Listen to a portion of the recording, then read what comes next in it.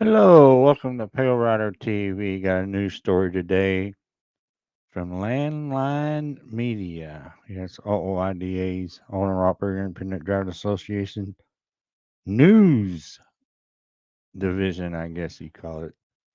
This comes back into January. I found this morning. I thought it was kind of interesting about CDL holders and medical marijuana use. Get a medical card for marijuana. What are you going to do? Take it on the road with you? Smoke it driving down the road? That's not going to work too well. Anyway, here's the article written by Ryan Witkowski. Yeah, with marijuana laws rapidly evolving at the same state level, one recent court decision highlights questions about cannabis use among commercial driver license holders. On January 11th, the Iowa Court of Appeals upheld a trucker's drug conviction for marijuana possession. The driver, Daryl Hurt, had legally obtained the marijuana with a medical card in his home state of Missouri. According to police reports, during a September 2021 stop for a weight violation, officers noticed the smell of marijuana coming from the cab of his truck. Upon questioning about the odor, it produced a small burnt blunt, as well as three additional blunts in a glasses case. Hunt provided officers with his Missouri medical marijuana card and stated he only possessed the amount of cannabis prescribed to him. According to court documents, Hurt moved to dismiss the charges, alleging his medicinal prescription requires him to bring his medication with him due to the circumstances of his profession and not being home every night. Furthermore, he alleged that his right to freely travel, if unable to carry his medicinal marijuana through other states, would be violated.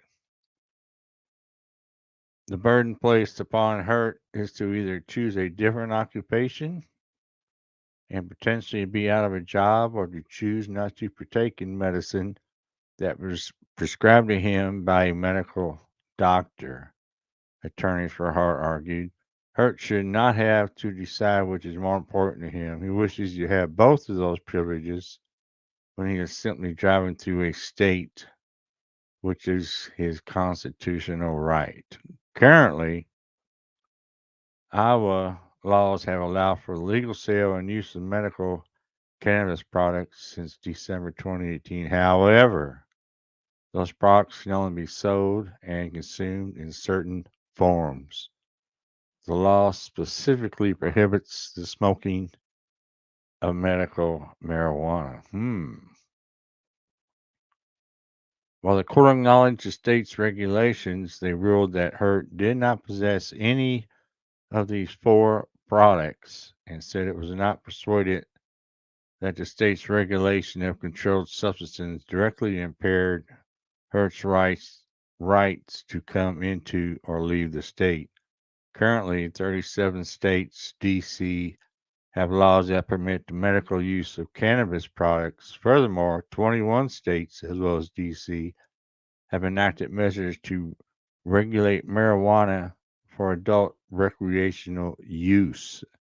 As states continue to adopt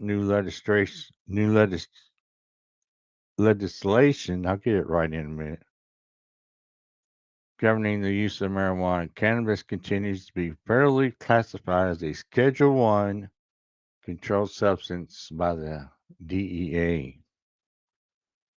As such, under current regulations from the Federal Motor Carrier Safety Administration, a person is not physically qualified to drive a commercial motor vehicle if he or she uses any Schedule 1 controlled substance. There you go. There's a FMCSA rule right there, including medical marijuana or including just marijuana. Despite the regulations, it's easy to see how individual state laws could cause confusion for some drivers. It might be legal in the state, but you still don't have the. It's not legal to drive a commercial motor vehicle under the influence or whatever. While Hurt's case does raise questions about legal marijuana regulations as they apply to CDL holders or other traveling state to state, the use of cannabis by commercial drivers is still prohibited. Did you hear that? It's still prohibited. OIDA's Consortium Management Company, Inc., the Association's Drug and Alcohol Consortium, assists drivers in navigating the task of mandatory drug and alcohol testing. McCannon, supervisor of CMCI, says the answer to the can I or can't I question is actually pretty cut and dry. I agree. If you hold a CDL and you're driving a DOT truck anywhere in the United States, it is still not acceptable to partake in marijuana, regardless of what your state has in place. For those choosing to ignore that advice, a positive drug test could be in their future. Exactly right, meaning some serious consequences. Secondly, those categorized as a prohibited driver are required to enter the U.S. DOT's Substance Abuse Professionals Program. Cannon says this is a lengthy process that will come with some significant costs to the individual. It's at least 6 months. Typically, you have to hire your substance abuse professional counselor, which is a fee, and then every test that the SAP counselor sets you up is also a fee. Cannon said, and they're a little heavier fee because when you're in a collection site doing your testing, those tests have to be observed where the collector has to visually see the specimen as it is being produced. And it's tested right from there. So you're just incurring a lot of extra fees for maybe one time that you hit a joint or even eaten an edible. Buchanan says CMCI estimates the substance abuse professional program will cost an individual around $4,000 to $6,000. So is it really worth it? On top of that, she says drivers could be further financially affected by additional fines, missed time behind the wheel, exactly, and possible loss of future opportunities for being marked as a prohibited driver. As state regulations regarding marijuana continue to evolve, movement is seemingly underway for some sort of reform at the federal level. In October 2022, President Biden called upon the Secretary of Health and Human Services and the Attorney General to initiate the administrative process to review expeditiously, I can't say that word, marijuana is scheduled under federal law. Let me skip some of this. It's just a lot of legal talk. As we wait for those changes and possibility to come to fruition, McKinnon has one piece of advice for drivers. Here we go. Just say no.